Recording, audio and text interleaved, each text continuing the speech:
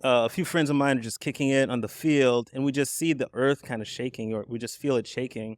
It's my first time experiencing anything like that. And a friend of mine actually points it out. He's like, "Hey, do you guys feel kind of the ground shaking?" I was like, screw you, dude. Nothing's happening. Then a split second later, everything is shaking. Now, it wasn't the news and everything, but what they don't tell you about earthquake is, A, you can't predict it, right? Unlike other natural disasters, but the sound that it makes, it's like your phone vibrating times 10,000. So you can't really hear anything but the earth moving. Like I was screaming, but I couldn't hear myself scream at that moment. Lasted about a minute. And after that minute was done, the entire landscape just looked completely different. All right, guys, welcome to another episode of The Report. Today, I got a very special guest. I got someone who is doing big things, but definitely is the definition of rags to riches. Grew up in Haiti and has a fucking crazy story. He's in our seven-figure creator mastermind, one of my favorite dudes. I got my guy, Carl Dumesle. Carl, welcome to the show, brother. Appreciate it. Thanks for having me. Yeah, appreciate you coming on, dude. Freaking always good vibes, always good energy. Every time you get a bright smile. And everyone speaks very highly of you in our community. The whole team loves you and everything. So thank you for always just being great, dude. Appreciate it. Appreciate you guys for having me. Yeah, dude. Of course. I'm a big fan of everything you're doing, dude. And I cannot wait to dig in the story. I know Bo DePauli, he was on the pod not too long ago, and you were on his podcast, and he was like, bro, you got to hear Carl's story. So I'm like, let's get him on the podcast. But dude, to start, man, like this is my first question for you. Is like, tell me about growing up in freaking Haiti and like this whole fucking earthquake thing. Like tell me how all that affected you, bro. Yeah, let's start from the start. So I was born and raised in Haiti, and I was born in 1994. Lived there till I was 15 years old. So my mom and dad are both from Haiti, not from a lot of money. They basically just grew up with nothing and built businesses. So I was around business owners my whole life through my parents. Haiti, as you know, is a troubled country, Yes. tough place to live in. 60% of people live under the poverty line, so that's under $1 a day. I don't know how they do it. But typically, someone goes out in the morning and doesn't know what they're going to eat that same day, so they have to make the money to eat that day and then go home, do the same thing over and over again. Thankfully, that wasn't my case. My parents went to school, went to college in Haiti. My dad's a network engineer by trade, and my mom just studied business and fucking grew through the ranks. So she worked for Nestle, from being a secretary up until she became country representative for Nestle in Haiti. So basically CEO of Nestle for that market. Had an amazing childhood thanks to them, and everything was rolling pretty smooth as you can in Haiti up until 2010 when we had a huge earthquake, killed 300,000 people. That we found out, right? A lot of people we didn't even count because the entire family was dead. It was insane. Where were you at during the earthquake? I was at school, so it was after my soccer practice. Elementary school, middle school? Middle school, going to high school. No, high school actually, because I was 15 at the time. It was 4:50 p.m. after my soccer practice. It was just a regular, I think, a Tuesday, right? Like the most normal day you can ever imagine. And a few friends of mine are just kicking it on the field, and we just see the earth kind of shaking, or we just feel it shaking. It's my first time experiencing anything like that. And a friend of mine actually points it out. He's like, "Hey, do you guys feel kind of the ground shaking?" I was like, screw you, dude. Nothing's happening. Then a split second later, everything is shaking. Now, it wasn't the news and everything, but what they don't tell you about earthquake is, A, you can't predict it. Yeah. Right? Unlike other natural disasters, but the sound that it makes, it's like your phone vibrating times 10,000. So you can't really hear anything but the earth moving. Like I was screaming, but I couldn't hear myself scream at that moment. Lasted about a minute.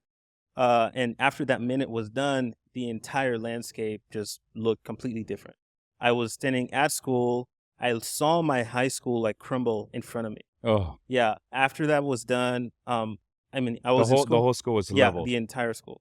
Damn. Like the school that I took classes in that morning no longer existed by that afternoon. Damn. Insane. And I don't think and they you ever had friends rebuilt. that were in the building when this crumbled? Yeah. I saw people Fuck. jumping from a third floor down. I saw a friend carrying out his brother, like bloodied, missing a limb, like completely, like a movie would not do it justice. right? So I see that and I'm like, where the hell is my brother? Because we were in the same school. After about 10, 15 minutes of looking, find him, he's all right. My dad picks us up, and then we head home. We took the same route we normally take every day to go home after school, didn't recognize a thing. Like everything had Wow. changed. And just, this is like under 60 seconds, Rich. It's completely life changing. Tell me a little bit more about what you're seeing on your way home, and how long is this path home? Yeah, it's about a 10-minute drive home from my school. And you can't drive? The roads are all screwed up? No, so we could drive Okay. because everybody was just freaking out. Everybody's running. People are out of their cars. I see basically, bodies on the floor, people just going crazy, fire everywhere. And there's no communication. So I waited like an hour for my dad to get there. And we just didn't know if he was going to come, whether he was alive or not. We just didn't know. We just trusted that we would be in our spot and he would get there. And he got there. But on the way home, those 10 minutes felt like 10 hours because there was just nothing. Like the road was fissured in half. It was just like insane. And all the other buildings were level too? Most of them. Fuck. Most of them. Yeah. Because it's not like here where you built a code. Yeah. Over there's a code, but it's more of a suggestion. Sure. So, and a lot of people don't have money to like build actual structurally safe buildings over there. So yeah, and then we get home. It's like another 7 hours till I see my mom. She had to walk like 15 miles home. Like she was in heels at a market or whatever, wherever she was doing business, and she had to walk home because she couldn't drive home, right? Because she was so far. And before then, we didn't even know where she was, how she was, or whatever. So we all gather at home that night, and then another one hit. It's called an aftershock, where the first one's big, the second one's smaller, but we don't know anything. My little brother's 5 years old. He's completely traumatized. Starts crying. It's insane. So, in a nutshell, that's what happened. What happened with the aftershock? Was that crazy too? Yeah, I mean, the aftershock was a 5.5 or 5.4, which is still categorized as its own earthquake, right? So that's how big it was. What was the magnitude of the first one? 7.2. And it was located right there in Haiti? Like Yeah. it was right Yeah, there? right on right outside the capital, which is where I live. So it's 7.2 on a scale of 8. Is right? Haiti, does it lay on a fault line? Yeah. Does, yeah. Exactly. So they felt that all the way in Dominican Republic on the other end of the island. Yeah, it was completely crazy. Fuck. How far is Haiti from Dominican Republic? So I don't remember exactly the distance, but Haiti's like 1/3 of the island, and Dominican Republic is 2/3. So we share a border. Oh, you guys share a border. Okay, Yeah. I didn't realize that. Yeah. Got it. Yeah. Damn, that's freaking crazy, bro. Yeah, it's insane. And I gotta say, like, we were probably one of the most fortunate families in that situation. Why is that? Because I told you my dad was a network engineer. Nobody had any connection, but he was a super nerd. So we had our own satellite dish, kind of like a Starlink. So we had internet. Well, nobody did. And then my mom logged into her email, and Nestle from Switzerland, the headquarters, just emailed her, "Are you alive?" And she answered yes. And then they sent her a plane 2 days later. So they said, "Be ready in 48 hours at 5 a.m. We're picking you up, one suitcase for the entire family." And there's like 9 of us. So we pack up and go, but our neighbors, which we've known our whole lives, they couldn't go. So they were, understandably really pissed, but it was survival, right? Nobody knew what was going to happen. And my mom made the quick decision. We jetted out of there 2 days later. My dad actually had to stay back because the plane was full. Because they had to account for staff or whatever, and then he took a helicopter the next day out of there. And then that's where my life pretty much changed. I never lived in Haiti after that. Damn. So you went to what city in Dominican? In Santo Domingo. Yeah, because my mom had an office there because she would do a lot of business between the two countries. So we settled there really quickly, and I'll get into that. But most people stayed stuck In for Haiti. months. Yeah. I mean, there was no school, there was no work. My parents lost their businesses, right? Probably like no electricity or food, water? No. Damn. Well, so like electricity on a normal day with no earthquake, you're lucky if you get 3 hours a day. of Really? Electricity. Maybe 10% of the population or less have running water. So imagine with that happening, it was complete chaos. It was just Yeah. like prehistoric times. Yeah, There was yeah. nothing happening. Damn. Yeah. That's crazy, dude. So how long after the earthquake did you guys go over to Dominican Republic? So 2 days later, I was there. A week later, I was in a different high school. 2 weeks later, I was in Spanish classes because I didn't speak the language. I had actually failed a Spanish class the week before I moved, so that was spooky. And then a month later, we lived in a hotel for a month, and then we got an apartment. So I'm like, my life is continuing, right? So credits to my mom for doing that.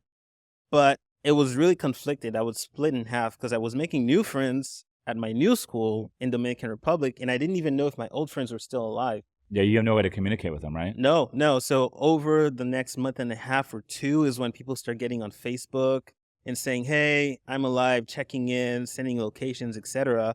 I was taking midterms, in a new school. Yeah, it was crazy.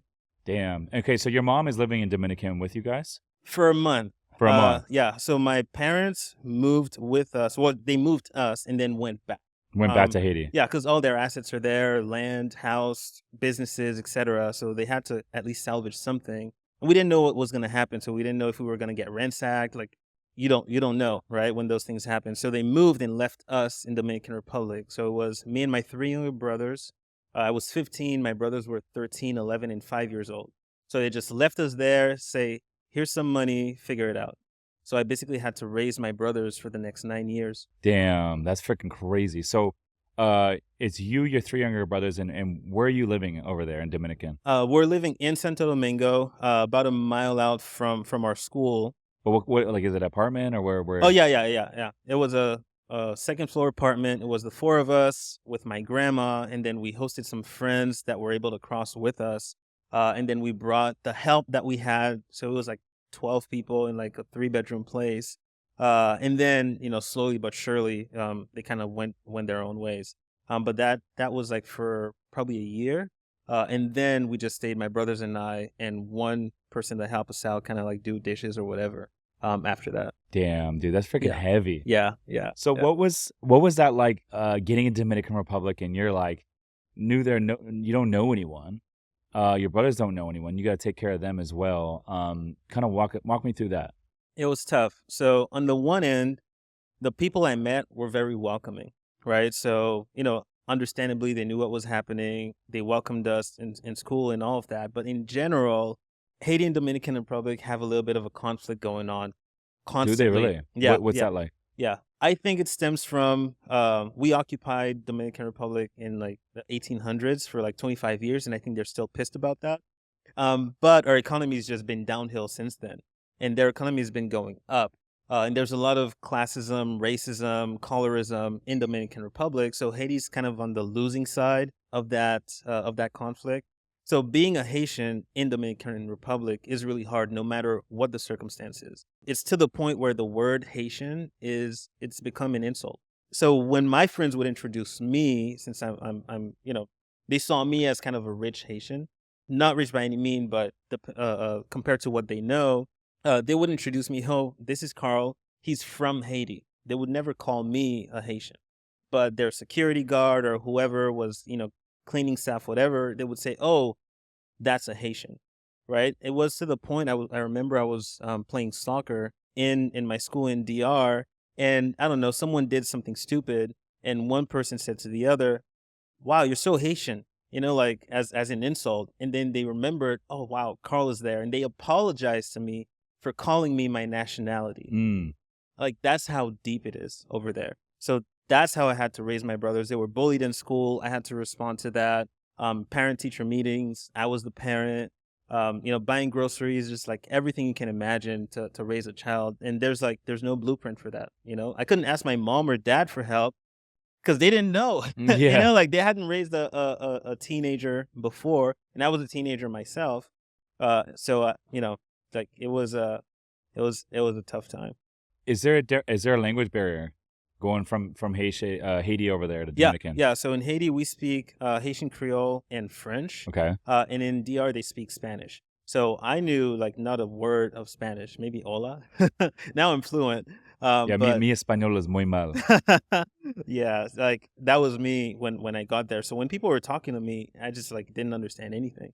But thankfully, we were in Spanish classes. So take me back culture-wise, how come on the DR side they speak Spanish, and then on the Haiti side you guys speak, what was it? French French. and Haitian Creole. Talk about the history behind that. Yeah. So what happened was so in Haiti, we were occupied by France, right? Well, actually the entire island. And then they reached an agreement after a couple of 100 years with Spain to split the island 1/3, 2/3. And then that's where the separation started happening. So France was, basically bringing slaves, exporting, I think it was coffee, sugar, and gold from Haiti. And then Spain occupied the eastern side of the island. And that's where kind of our paths really split. But before that, it was just one French colony. Yeah. And then, Spain, where did Spain get involved with that whole process? So it was through history, just trading. And I think they just divided the land. I don't remember the name of the decree, but basically there was an agreement and they split the island to kind of pay a debt or something like that. Got it. Yeah. Yeah, I've definitely traveled to like some of those, because you would consider Haiti like Western Caribbean, right? Or is that more like Bahamas? Yeah, no. So we're like right under the Western Bahamas, Caribbean. Yeah. And I feel like you got Western Caribbean, Eastern Caribbean, and it's interesting. Like some of those islands, they're like they're like different colonies, right? Yeah. So there's other islands down there that are split with like they might speak one language on this side of the island, and then this side is like a different language. Yeah. History is just it's crazy. There's a lot of history down there. Yeah. No, absolutely, dude. Okay, so how did you end up from Dominican Republic out here in San Diego? Talk about that. Yeah, so I lived in Dominican Republic for 9 years. I did my undergrad there. I started my first sort of official businesses there. I was in the automotive industry. I used to import cars from the U.S., South Korea, and Japan over there, and study business. What did you do with the car industry? So I just used to import cars from the U.S., Japan, and South Korea into the Dominican Republic to sell. So I started that from a ground floor in a dealership. What kind of price points? Like older, lower end cars? Yeah. Well, there's a mix. But yeah, older, lower end cars, at least 5 years old. And then probably would sell about 40 to 50% more over there than they would here. So we used to do that. And then I grew that relationship with the dealer I was working at to import my own cars. And then after that, exited that, started my own company. It was a startup at the time. So it was a platform that dealt with stuff in the automotive industry. We basically was a marketplace to link sellers to buyers, pretty much. So give me an example. So you guys would give me an example of a car and a model that you would buy. How much would you pay for it? And this is coming from the U.S. or from Japan? So from everywhere. Everywhere. So here's the model. You find a car in the U.S. on a lot like, Coparts or whatever, right, that the dealers have access to. Buy it for super cheap, fix it up here, and then ship it to the Dominican Republic, pay taxes on the value that you bought it for, not the value that it's at on the current market.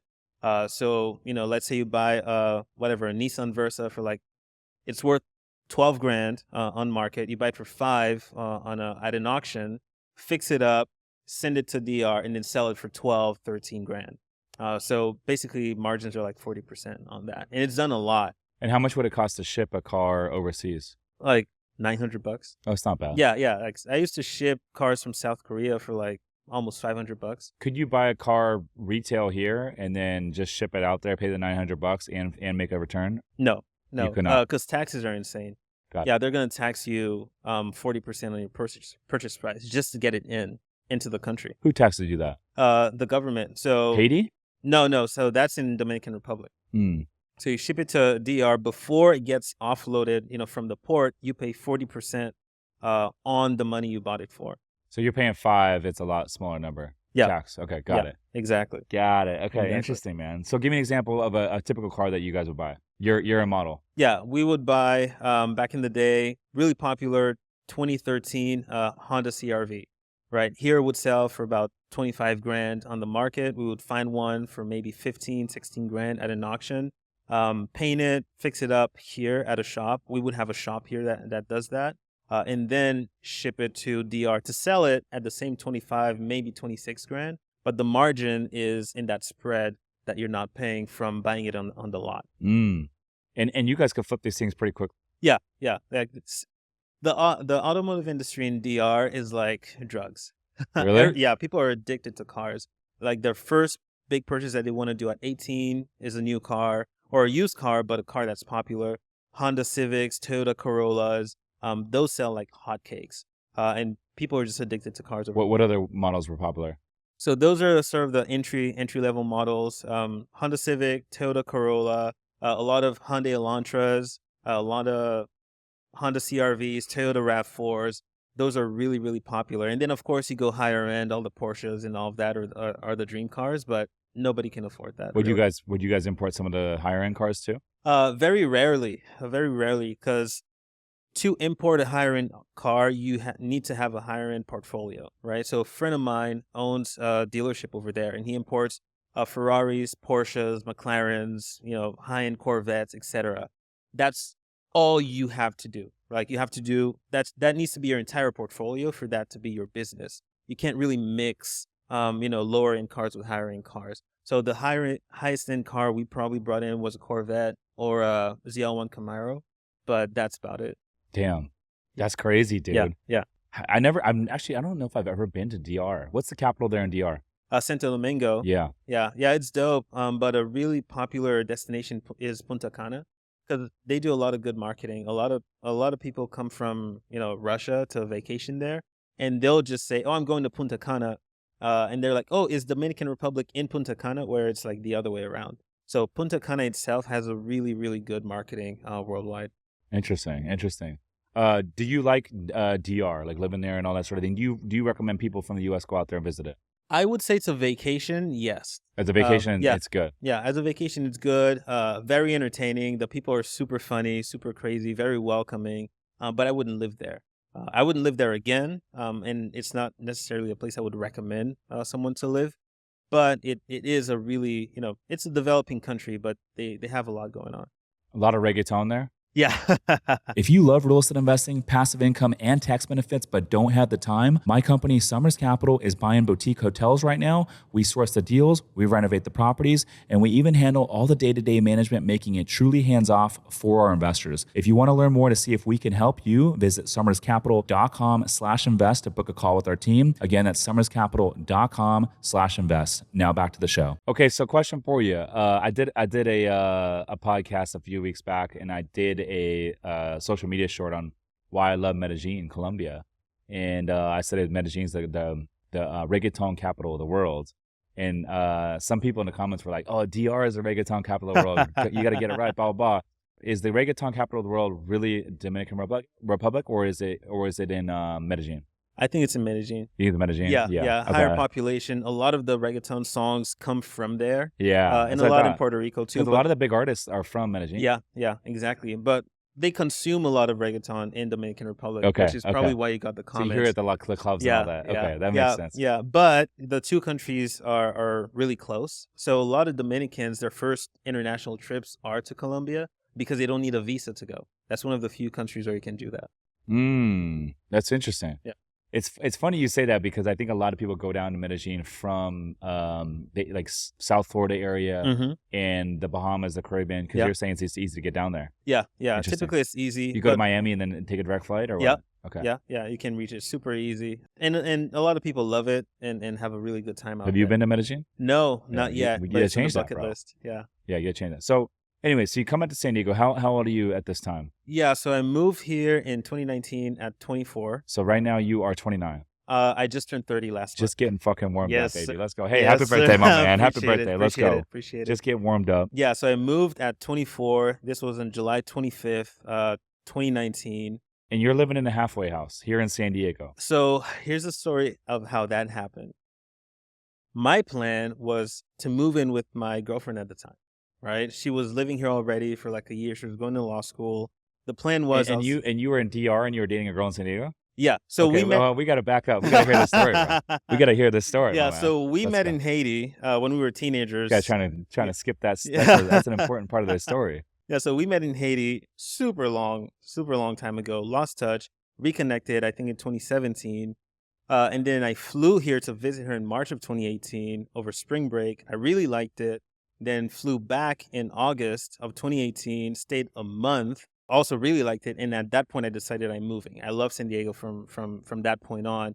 So I spent the entire next year saving up and making moves to be able to be here. So I moved here on a student visa to do my MBA at the University of San Diego. Now, to get a student visa, Rich, you have to, one of the rules to get your visa is that you need to have a year's worth of living expenses saved up upfront in liquid assets, typically cash. USD is not a cheap school, so I needed about $85,000 saved up to move here before I could even get a visa stamp. And this is living in Dominican Republic where $1 is 50 pesos, right? Like, just for context of how hard you got to work to do that. Get all the money, move here on the 25th. By the 27th, we break up. Damn. Yeah. Damn. Yeah. Dude, I'm sorry to hear that, bro. Yeah, all good. Yeah, no, blessing in disguise. So we break up because we basically discover we don't have a relationship. Why do you guys break up? Just a lot of cheating, a lot of shit happened. On her end? Okay. Yeah. It's a lot. You guys are both dishonest. Yeah. So, we discovered, hey, this is not a fit. So we decided to part ways, right? And I'm like, all right, I got some money in the bank. How hard can it be? I passed most of the stuff that the U.S. government needed for me to be here. Like, whatever, I'll figure it out. Well, it turns out I can't lease a place without credit, no matter how much money I have, right? So I'm paying tuition, going to school, all of that. I'm still living there a little bit because I have nowhere to go. But later on, I end up moving. But the difficulty with that is, since I was an international student, I had no credit, right? My application was getting denied everywhere, and I was just running out of time. So the only place that accepted me as a tenant, knowing nobody, like this was the only person I knew in San Diego when I moved. So I didn't have any references. I didn't have anything. So there's no way to run my housing application. The only place that accepted my application was a halfway house a few blocks from here. On 1450 4th Avenue, the manager, Rick, looked at my application and he's like, you look like a serious dude. Here's a key. And that's how I got my first housing here in the U.S. And that was the halfway house? Yeah. Damn. Yeah. So I moved into there, I think it was about October. Yeah. And you rattled off the address before we started recording. What was that? You rattled off the address before we started recording. Yeah. Say it again. Yeah. It's 1450 4th Avenue. Okay. So it's funny you mentioned this building because this building actually hit the market. It's hospitality. It's been around for a long time, but a parking lot on both sides. And anyways, they're trying to get some number that doesn't make any sense. But I think the best play for that building is redevelop it, tear it down, and build this thing up. But it's got it's licensed for SRO, which is basically like an agreement with the city to where if you provide like affordable housing, then you get some sort of like voucher and tax break and that sort of thing. And so the problem is you got to lock into this thing for like X amount of years. And so that's basically what they do there. But older building, tired, needs a renovation, but that is not the highest and best use for that property. So we glanced at it, but the numbers just don't make any sense. And I don't love that particular location of San Diego. You're kind of on the cusp of Little Italy. Yeah. Right? Yeah. But it's like that area, that pocket is kind of a rougher area. Like yeah. There's you drive through there at night and there's people walking around naked, like fucking yelling at the fucking brick walls and like fucking doing weird shit. You know what I mean? Yeah. And it's really dry. There's no entertainment there. The building right in front of it is also a low-income housing community. Mm-hmm. And then the building on the next block is a senior housing community. So it's kind of like that whole block is You were the same sharpest vibe. tool in the whole building. Yeah, you were the most normal dude in that whole building. Yeah. Like, so what was that like living there? Like you just wake up at 3 a.m, you got people fucking screaming. It's like haunted house or what? Yeah. Whenever I can sleep. Yeah. Yeah. So I basically rent out a room for $600 a month. That was in 2019. It was an 8x8 room with a closet and a sink, a bed, and a dresser. Oh, and thankfully an AC unit. So that was $600 a month. There were 2 showers for the entire floor. And there were probably like 30 apartments, 30 sort of rooms in there. That's what it is. I think it's 36 rooms. Yeah, exactly. So like that was insane. And what was your rent? $600 a month. And you get your own room and a shared bath. Yep. That's not bad though. Living in Little Italy for $600 a month? Yeah, but with who? As a neighbor, Yeah. super thin walls. What was the craziest neighbor you had? Yeah, so I had this guy who just came, I think he came out of prison. He just fucking screamed every single night. I couldn't even understand what he was saying. He was living like right across the started doorway yelling for from no me, reason? and just like out of nowhere, just fucking screams, and that's it. And then I had to go cook downstairs. People talk about all sorts of shit. You see, like I don't even know what they're eating. It was just, it was completely insane. You know, it was like so you have to shower in common, cook in common, and then shower. You know, wash your clothes, all that in common. People ever try to jack your food? No. Actually, they were pretty collaborative. So I had people who were like, you know, trying to give me food, you know, all of that. So, I mean, they had their own community there. Yeah, I a lot of didn't people want to be doing there. drugs up in there? That I saw, no. But But you I definitely mean, saw people on drugs. yeah. Coming in, yeah. Yeah. The stuff you hear and see down there, it's insane. I drive by that street sometimes and I'm Yeah. like, I mean, it could be 10 a.m. on a Monday. Yeah. And I'm like, what is this dude on? Yeah, those people are fucking Dudes dialed. are out there fucking like with literally like shopping carts from Ralph's. I'm like, Yeah. there's Oh not even my a Ralph's God, in a fucking fucking Fremont. I Ralph's. had this guy get a shopping cart out there. And they're just like ramming fucking shopping carts through brick walls Yeah. and turning around yelling at the fucking cars at the Yeah. stoplight. Yeah. I'm like, yo, what the fuck is this guy on? Yeah, the 'Cause closest. I've seen all the drugs and all the fucking alcohol and stuff, and trust me, I've been around the block, but I've never seen any drugs that make you act like that. So I'm like, what the fuck are these guys on? Yeah, it's You know? insane. Those people are It's like, fucking right? dialed. Yeah. It's And like the zombie apocalypse. Yeah. Literally. Yeah. It's like, whoa, Yeah. it's like fucking monsters walking Yeah. down the street. Yeah. I'm like, You oh got to my be gosh. careful when you come in. You got to be careful when you head out. It's Yes. crazy. You'll And- see dudes crossing the street like late at night, their dicks hanging out. They're just like looking at you like a fucking zombie. Yeah, free show.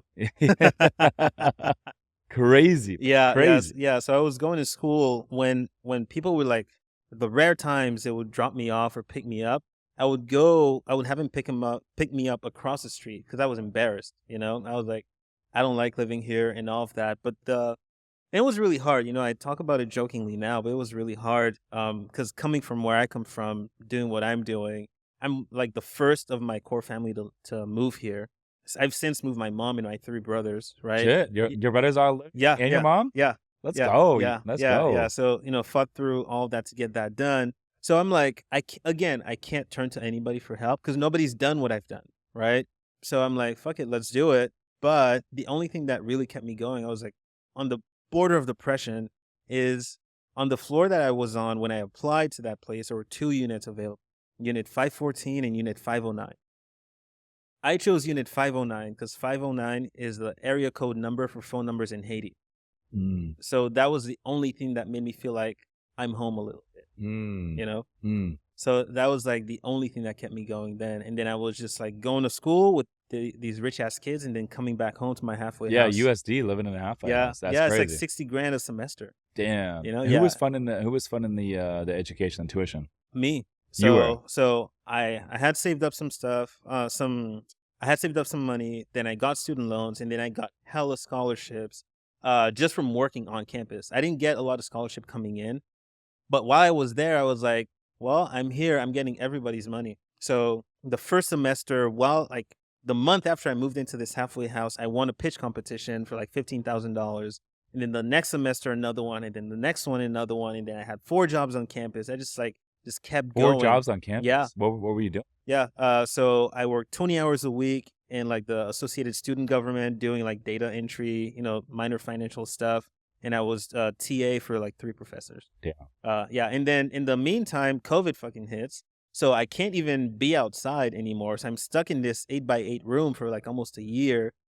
I didn't even have Wi-Fi in there. But the only way I could afford Wi-Fi at the time was Cox was doing a $15 a month COVID deal. And then I got that. And that's how I got Wi-Fi. Damn. Yeah. That's crazy. It was freaking gnarly. So how did you get out of this halfway house, and how long were you there? I was there almost a year and then moved out of there to East Village. And funny story. Another funny story. Yeah, no, but this one's actually funny. So one day I'm living at this apartment complex called Ideal One. So I step down and I order one of these free rides that you can go around downtown. And they come and pick me up. And the driver was the manager of the halfway house where I used to live. And he's like still working there. And I'm now living in this new development, sort of downtown, whatever, when I graduate. And he's like, bro, you freaking come up. Leveled you know? up. Yeah. So we Calls had on the a come up. blast in that drive. Yeah. But like I always thanked him for like giving me that chance because I couldn't live anywhere if it hadn't Damn. been for him. Good for you, bro. Yeah, I appreciate And it. so now you're fucking doing big things, man. You're on the fucking come up. So talk a little bit about what you're doing right now. You just launched your new podcast today. You got your sick podcast studio, which I want to go be a guest on here soon. Yes, sir. So let me know when. Let's book that up. Uh-huh. But dude, talk about your new podcast. Yeah. So I just launched a podcast called The Great Setbacks. Essentially, we cover the stories that brought people from their beginning to where they are now. But we dive into the stories that don't make it on the screen typically, right? So this is the first time I'm sharing my story, and at least in detail. A lot of my friends don't know this, right? Everything I've been through, but that's the nitty gritty that I want to dive into with people who are now successful, whether it's in business, or any industry really. But I want to highlight the parts of life that people don't typically have the opportunity to share so that other people can relate to it. Because that's what got me through my tough times, was listening to other people who were willing to share theirs. And then that got me through. Yeah. So that's what we cover. I like that, man. Yes, I like that. It's often people that have to go through these challenges and tough times and setbacks, and then they recover from them. Those are the people that I like to roll with. Those are the people that they have a little bit of grit, they have a little chip on the shoulder, and I love to work with those kind of people. Yeah. Because they get it, right? Because a lot of people think you're just like, oh yeah, just keep going or whatever. But when you go through something like really hard and there's no guarantee of a payoff, there's there's no real straight path to where you're gonna go, but you just like stick to it and do it. You got to be a little bit crazy to do that. But once you do, people like you, people like me, people like the people in your mastermind, then there's like actual real value. You change a lot. Yeah. Game is all about getting in the right rooms. Yes, sir. For sure. I was hanging out with Zeb, who's the founder of ClickUp. It's like a $5 billion company, 2,000 employees. This guy's building a big thing. This dude's only like 36 years old. Crazy. And he's like taking this thing to $20 million valuation and to go public. But this guy's dialed in, and I was asking him, I was like, he was at my place, it was like a month ago. And I was like, dude, they're talking about hiring people. And he said, one question they ask everyone that they hire is, tell me about a time where you had to overcome adversity. Mm-hmm. And if someone has like gone through a lot of challenges like that in their past and came from humble beginnings and had to overcome a lot of stuff, he's like, those are the people he likes to hire. Yeah, I think so. And going through what I've gone through, I used to be kind of annoyed with people who kind of drown in a cup of water. Like I'm like, bro, this is nothing. Why are you like, well, what's going on? Just like fix it. Yeah. But then I realized, like the hardest thing you've been through is just the hardest thing you've been through. A lot of people just don't know any better. I lease to a lot of students, and the thing they complain about, man, is just like ridiculous. I'm just like, a bunch of rich kids just like whatever. And I'm like, I don't even understand how this is a problem. But I've sort of taken a more neutral stance to that because they still got a lot to learn. Mm-hmm. So tell me what you're doing now. So you mentioned you lease to a lot of students. Give me a snapshot of like how you make your money today. Yeah. So I run a residential asset management company called Parkside Asset Management. We buy, build, and manage residential in San Diego, mostly in the Linda Vista, Hillcrest, North Park sort of pockets. But we just started expanding. So I've been doing that since I graduated pretty much. What do you guys do exactly? So we buy, build, and manage residential real estate all over San Diego. Okay. Yeah. Give me an example. What kind of real estate? Like you said residential, but what kind of homes? Yeah. Or properties. So a typical deal that we'll do is we'll buy a single family home, tear it down, and build 14 to 20 units on the lot, and then keep it. So that's sort of a sweet spot for us. Okay. So these are like lots that are zoned for multifamily and a lot of units. Yeah, exactly. About 5,000 square foot is where we aim to be at. And we operate a lot in the sort of dog patch little pocket near USD, which is why. Linda Vista? Yeah. Okay. Yeah, which is why I got a property up that way. Yeah? Yeah, I do. And I'm actually doing an ADU build out at that property. But like Linda Vista, it's like surrounded by Bayho, Bay Park, Mission Valley, a lot of areas that are getting expensive. Yeah, and it's super central. I get a lot of, so there's a lot of student rental there, a lot of midterm rentals happen a lot there. People think that you got to be by the beach to do all that stuff. My average midterm rentals are like 2.5 months minimum. and I get like more than the long-term rents, right? So you can do it in a central area. No, absolutely. Okay, so with that company, is it you with partners or Yeah. So me and my partner Michael, and this goes back Michael who? Michael Crawford. Okay, Yeah. I don't So know of him. he's a local developer. Super good friend of mine, amazing dude, super smart. We first connected while I was in school. When I started my first company, it was called Hugs. It stood for Housing Undergraduate and Graduate Students. Basically, a startup that connected students to housing, right? So we partnered back then on that, and I brought him so much demand that we decided let's just work on something together. Because he was a developer, and now I bring the operations and the monetization of all the assets. So I make sure everything operates according to performa, and then he just builds the thing. So we stay out of each other's way quite a bit, but we're pretty in sync. Yeah, that's pretty cool. Okay, and then you were linking up with Billy. You guys are doing some stuff. I guess he's managing some of a couple of the units as a STR operator. You guys are talking about some other things. What are the things are you guys doing? Yeah. So first thing that started with Billy was his vending machine business. So in one of our latest development, we outlined sort of a convenience room because we want to try and test a model, see if people actually use it. And we looked for a vending machine operator for months. We tried buying our own. It's just like the Wild West out there. But Billy was pretty dialed in. He brought it in, set it up for free, and then he just makes the money every month. And we provide the amenity that costs us nothing. And then we also added like a smart printer in there, and then we're adding a coffee machine in that. Yeah, very nice. Yeah. And then he's managing a couple of the units. Yeah. So we just Why not all of them? again, a lot of testing. Because I also manage, STR, MTR. So I know, I know how the game works. I don't want to make it a business. I've been doing it since 2022, sort of on the side. But I like to trust experts with what they do. So we started with 2 units. We actually got a booking during the mastermind retreat. When we were at the Padres game looking at the home runs, Yeah. and then I got the notification we locked in a unit. Nice. That was pretty cool. So It'll these grow are all over brand time. new listings? Yeah. So it'll grow over time. We're actually opening a building in December. And I'm meeting with a few STR and MTR operators to see if anybody would be interested in like leasing the whole thing or part of it, etc. How many units is it? That one's going to be 16 units. Got it. And you said it's not there. You said it's going to be 16 units. Yeah, so it's 16 units. Oh, it is 16 Yeah, units. yeah, Okay. 16 units being built, and then we have 18 units launching, like a house over from there in like a year and a half also. Got it. Interesting. So legally you can STR all 16? No, not all 16. So we get the license for what we can, and then the rest is MTR. So 30 days, 31 nights or more, you're good to go. No license, no anything.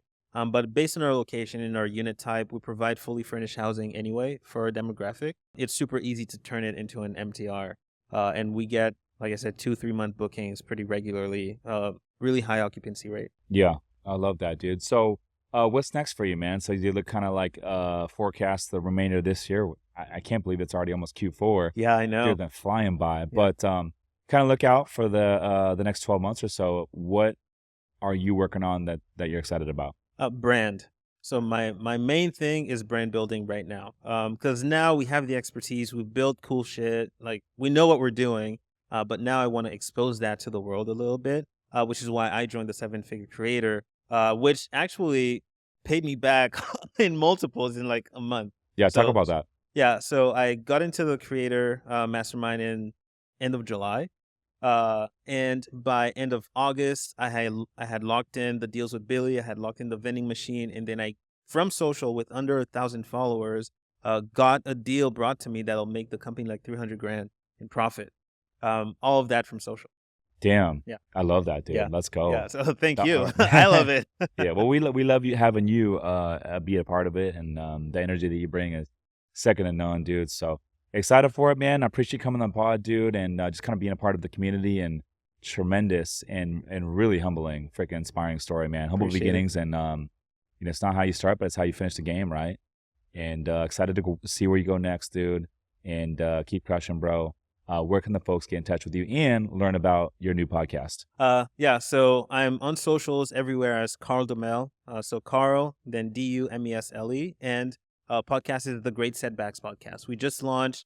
Give us a follow on YouTube, Spotify, Apple, anywhere you get your podcasts. Yeah, and I'm excited to come on, dude. Where's your studio at? It's in one of our buildings. So I Okay. took like a In Linda garage Vista? space. Yeah. Damn, Yeah. you're getting creative, bro. Yeah. I mean, I needed to see what the earning potential was before I just blew, 20 grand on the set and all of that. So I just took a small room in the back of the building, built the set, and then invite people out there. It's pretty sick.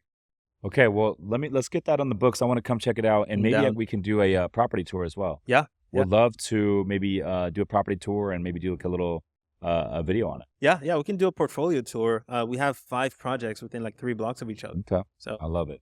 Yes. Well, there it is. He's Carl Dumesle. I'm Rich Summers. Listeners, thanks for tuning in. We'll see you in the next one. Peace.